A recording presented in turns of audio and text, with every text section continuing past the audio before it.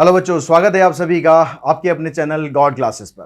तो बच्चों, आज की जो क्लास है बहुत खास है क्योंकि बहुत इंपॉर्टेंट टॉपिक है कैलकुलस का, इंक्रीजिंग एंड डिक्रीजिंग, जो आज की इस वीडियो में हम डिस्कस करने वाले हैं। अब न सिर्फ हम डिस्कस करने वाले हैं, न सिर्फ मैं आपको ये बताऊंगा कि इंक्रीजिंग कैसे पता करना है, डिक्रीजिंग कैसे पता करना है, बल्कि ये भी बताऊंगा कि क्यों, उसका रीज़न क्या है, कैसे हम चेक करते हैं कि इंक्रीजिंग डिक्रीजिंग कैसे हम पता लगाएंगे और उस तरीके से हम चेक क्यों करते हैं। ये क्यों के पीछे आज हम जानने की कोशिश करेंगे। आपको बहुत से वीडियोस मिल जाएंगे जिसमें आपको पता लग जाएगा इंक्रीजिंग ऐसे पता करना है, डिक्रीजिंग ऐसे पता करना है, लेकिन भाई क्यों करना है, तो क्यों करना है उसके बारे में आज हम बात करेंगे। तो वीडियो में आप बने रहिएगा एंड तक, और जब एंड हो जाएगा वीडियो का तब आप मुझे कमेंट करके ज़रूर बताएंगे कि इंक्रीजिंग डिक्रीजिंग फंक्शन आपको समझ में आया, नहीं आया, और ये भी समझ में आया कि हम ऐसा कर क्यों रहे हैं।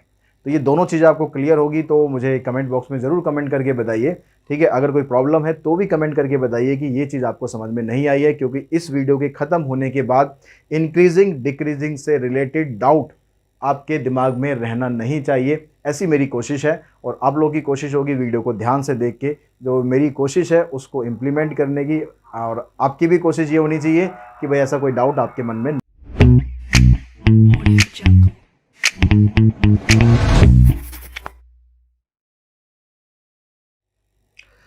देखिए, जब हम इसके ग्राफ बनाते हैं इंक्रीजिंग डिक्रीजिंग, चिंता मत कीजिए, ग्राफ आपको क्वेश्चन बना के सोल्व नहीं करने हैं। मैं बेसिक कंसेप्ट आपको समझा रहा हूँ कि जब आप किसी भी फंक्शन का ग्राफ बनाते हो तो क्या क्या उसके अंदर सिचुएशंस हो सकती है।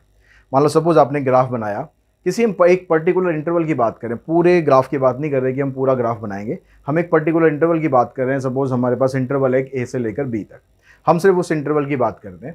उस इंटरवल के अंदर मान लो आपका जो ग्राफ है वो कुछ इस तरीके से जा रहा है। ये कर्व में भी हो सकता है, स्ट्रेट लाइन भी हो सकती है, मतलब ऐसे कंटिन्यूसली ऊपर की तरफ जा रहा है। जैसे जैसे आप x की तरफ मूव कर रहे हो, आप x की तरफ मूव कर रहे हो, आपकी जो ये वाली वैल्यू है ये भी y की वैल्यू भी बढ़ती जा रही है। तो इस तरह का जो ग्राफ हम बनाते हैं तो इसको हम बोलते हैं कि ये फंक्शन जो है इसका बिहेव किस तरीके का है। ये फंक्शन स्ट्रिक्टली इंक्रीज कर रहा है, कंटिन्यूसली इंक्रीज करता जा रहा है, कहीं रुक नहीं रहा भाई साहब, ठीक है। स्पीड बड़ी तेज है इसकी, तो इसको हम बोलेंगे स्ट्रिक्टली इंक्रीजिंग फंक्शन,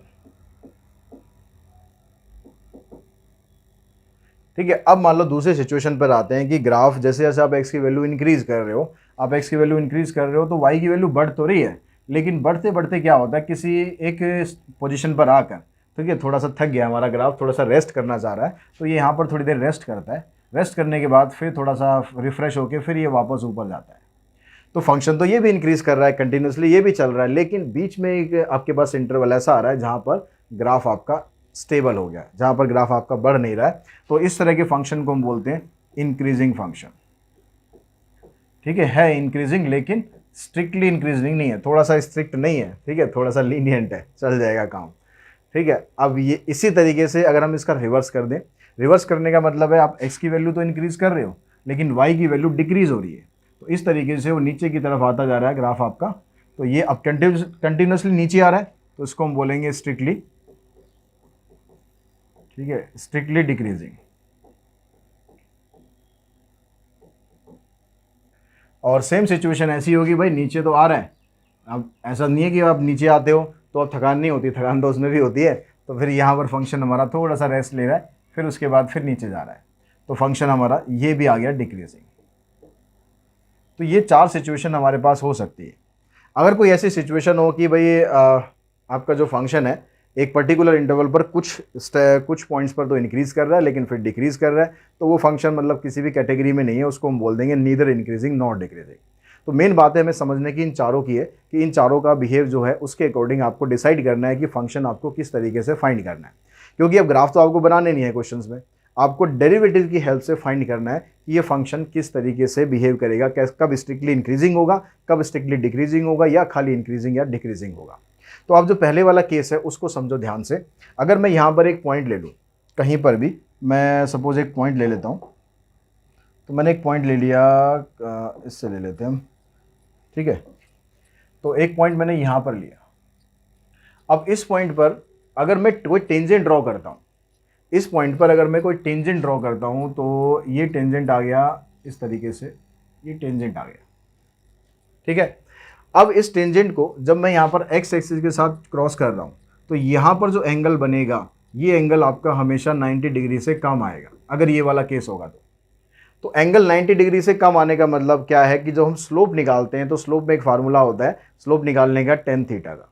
तो अगर एंगल की वैल्यू 90 डिग्री से कम आती है तो दैट मीन्स स्लोप आपका हमेशा पॉजिटिव आएगा। तो स्लोप क्या आ रहा है यहाँ पर, स्लोप आएगा हमारा पॉजिटिव। अब स्लोप का मतलब क्या होता है, स्लोप का जो टेंजेंट नॉर्मल वाला जो कंसेप्ट था उसमें हमने पढ़ा था कि किसी कर्व का जो टेंजेंट होता है उसका स्लोप हम कैसे निकालते हैं, उसका डेरिवेटिव करके। तो ये जो फंक्शन जिसका आपने ग्राफ बनाया इसका हम डेरिवेटिव करेंगे तो पॉजिटिव का मतलब क्या हुआ, ये आएगा ग्रेटर देन 0। तो आपको बस क्या करना है, फंक्शन आपको दिया होगा, फंक्शन में आपको उसको डेरिवेटिव निकाल के चेक करना है कि भाई वो ग्रेटर देन 0 आ रहा है नहीं आ रहा।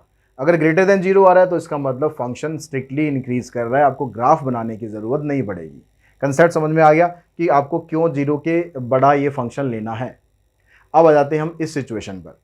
तो सेम सिचुएशन ही है लगभग कि इंक्रीज तो ये भी कर रहा है, तो इसका जो आप टेंजेंट बनाओगे ग्रेटर देन 0 तो आएगा ही आएगा।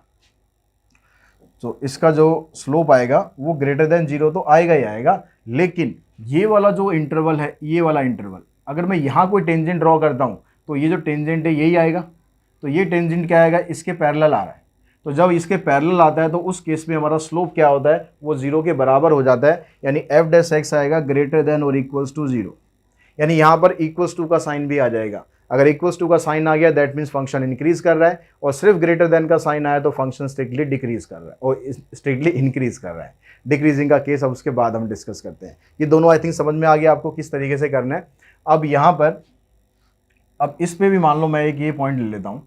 अब यहाँ से देखो टेंजेंट अगर हम ड्रॉ करेंगे इस तरह से, अब टेंजेंट ड्रॉ करेंगे तो एंगल आपका ये बन रहा है। एंगल हमेशा आपको positive direction with x axis लेना है अपने हिसाब से। ये नहीं कि भाई इधर छोटा बन रहा है तो इधर ले ले सर, इधर छोटा बन रहा है तो इधर ले ले, नहीं।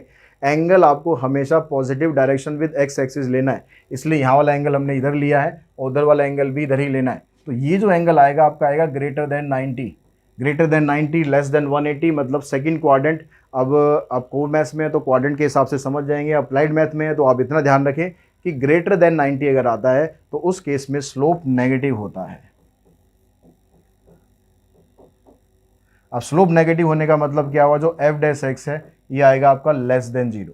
नेगेटिव का मतलब लेस देन 0 हो गया।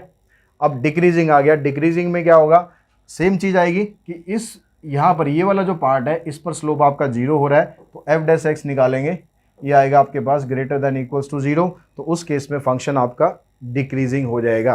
तो ये 4 केस आएंगे किसी भी फंक्शन को चेक करने के लिए कि फंक्शन किस तरीके से बिहेव कर रहा है। ठीक है, एक क्वेश्चन अगर हम यहाँ पर ले ले उसको समझ लेते हैं कि कैसे आपको चेक करना है।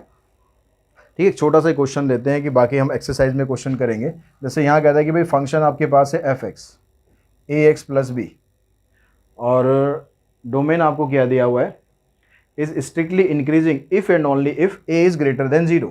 अब ये कह रहा है कि ए की वैल्यू अगर ग्रेटर देन 0 होगी तो फंक्शन स्ट्रिक्टली इंक्रीजिंग होगा। तो यहाँ पर हमने इसका डेरिवेटिव निकाला, डेरिवेटिव क्या आ गया इसका a। अब a की वैल्यू डिसाइड करेगी कि इनमें से कौन सा फंक्शन होगा। अगर a की वैल्यू जैसे इसने क्वेश्चन में दिया हुआ है कि a की वैल्यू क्या है, ग्रेटर देन 0। अगर a की वैल्यू ग्रेटर देन 0 है तो इसका मतलब क्या हुआ, जो एफ डैश एक्स है ये आपका ग्रेटर देन 0 आ गया तो फंक्शन जो होगा वो स्ट्रिक्टली इंक्रीजिंग फंक्शन हो जाएगा। अगर यही वैल्यू कह देता ग्रेटर देन इक्वल्स टू 0 तो फंक्शन ये आ जाता, यही वैल्यू आ जाती लेस देन 0 तो फंक्शन ये हो जाता, और ये वाला कह देता है लेस देन इक्वल्स टू 0 तो फंक्शन वो हो जाता। तो इस तरह से आपको डेरिवेटिव निकाल के चेक करना है। डेरिवेटिव निकाल के चेक करने के अलावा कुछ क्वेश्चन इसमें करेंगे जिसमें आपको इंटरवल्स फाइंड करने पड़ेंगे कि किस इंटरवल पर फंक्शन इंक्रीजिंग होगा, किस इंटरवल पर फंक्शन डिक्रीजिंग होगा। तो इस तरह का एक क्वेश्चन मैं आपको समझाता हूँ जिसमें आपको चेक करना है कि फंक्शन इंक्रीजिंग या डिक्रीजिंग कैसे आपको पता लगाना, इंटरवल्स कैसे निकालने हैं। तो आई थिंक ये कंसेप्ट आपको अच्छे से क्लियर हो गया। अब इंटरवल निकालने वाली बात अगर करें तो मान लो आपके पास एक फंक्शन है एफ एक्स में कहता है 10 minus 6x minus 2x square. इसके अंदर आपको इंटरवल्स फाइंड करना है। यहाँ इंटरवल आपको दिया नहीं है, आपको फाइंड करना है कि किस इंटरवल पर फंक्शन स्ट्रिक्टली इंक्रीज कर रहा है, किस पर डिक्रीज कर रहा है। तो इसका सबसे पहले आप क्या करेंगे, डेरिवेटिव निकालेंगे। यह आ जाएगा -6 माइनस 4x।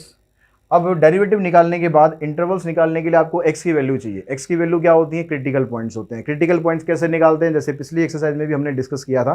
क्रिटिकल पॉइंट निकालने के लिए आपको डेरिवेटिव को 0 पुट करना है। यानी जो भी फंक्शन आपको दिया होगा इसको 0 पुट करना है। अब उस फंक्शन के अंदर आपके पास यहाँ -6 -4x आ रहा है, इसको 0 पुट किया, 4x को आप उधर ले गए, 2 से कैंसिल किया तो x की वैल्यू आ जाएगी -3/2। अब इस x की वैल्यू को आप पुट करो कहाँ पर, इंटरवल में, जैसे हमने मेथड ऑफ इंटरवल में सीखा था। ये आपके पास इंटरवल बन गया। अब कहाँ पॉजिटिव आ रहा है, कहाँ पर नेगेटिव आ रहा है, जैसे मेथड ऑफ इंटरवल में हमने डिस्कस करा, आपको x का कोफिशिएंट देखना है कि वो क्या है। x का जो कोफिशिएंट है वो -4 है, मतलब नेगेटिव है। नेगेटिव है तो आपको नेगेटिव से स्टार्ट करना है, नेगेटिव इधर, पॉजिटिव इधर। तो पॉजिटिव का मतलब हो गया फंक्शन आपका -∞ से लेकर -3/2 तक फंक्शन स्ट्रिक्टली इंक्रीज करेगा। Function is strictly increasing on interval -∞ to -3/2। अगर स्ट्रिक्टली इंक्रीजिंग वर्ड आप लगा रहे हो तो ओपन इंटरवल लगाना। बुक में कई जगह यहाँ पर क्लोज इंटरवल लगा हुआ है, लेकिन आपको ओपन इंटरवल लगाना है। तो fx is strictly decreasing on interval -3/2 to infinity. तो इस तरीके से आप फंक्शन पे चेक कर सकते हो कि कहाँ पर ये इंक्रीज कर रहा है और कहाँ पर ये डिक्रीज कर रहा है। तो आई थिंक इस क्वेश्चन के थ्रू आपको क्लियर हो चुका होगा कि कैसे इंटरवल बनाने हैं, कैसा कंसेप्ट होता है। बाकी जो क्वेश्चन है इसकी हम अगली वीडियो में डिस्कस करेंगे, जिसमें आपको एक्सरसाइज 6.4 ML अग्रवाल से मैं क्वेश्चंस कराऊंगा कि क्या क्या कैसे कैसे क्वेश्चंस आपको उसमें करने हैं। आज की इस वीडियो में इतना ही। Thanks to all of you.